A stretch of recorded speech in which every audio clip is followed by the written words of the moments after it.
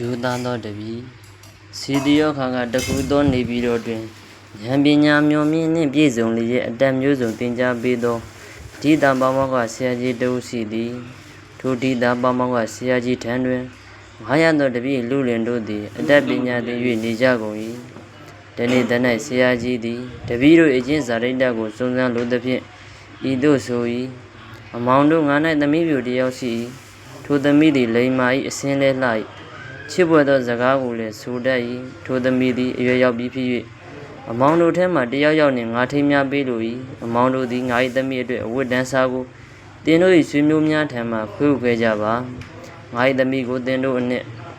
အသင်းတော်ဆုံးသူနှင့်ထိမ်းများအောင်ဆို၏တပည့်တို့လည်းကောင်းလိုရာရာဝတ်တန်းစားတို့ကိုခိုး၍လာကြ၏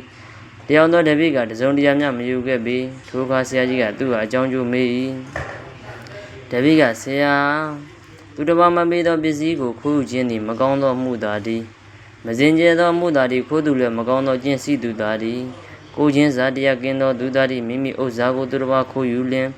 မိမိမကြိုက်ထို့သူတစ်ပါးဥစ္စာကိုမိမိကခိုးယူလင်လေသူတစ်ပါးကကြိုက်မည်မဟုတ်ပါဤသို့ကိုချင်းစာရသည်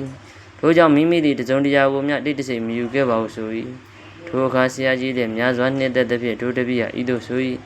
အမောင်ငါ၌ပစ္စည်းဥစ္စာပေါ်များ၏အကျဉ်စာရိတ္တကောင်းသူကိုရွေးချယ်လို၏သာငါဤသို့ငါပြု၏အမောင်ကအကျဉ်ကောင်းနှင့်ပြည့်စုံသူဖြစ်ပေသည်ထို့ကြောင့်အမောင်ကိုငါ၏သမီးနှင့်ထိမ်းမြန်းဟုဆို၍သမီးကိုထိုတပည့်ဟာပေးလိုက်လေသည်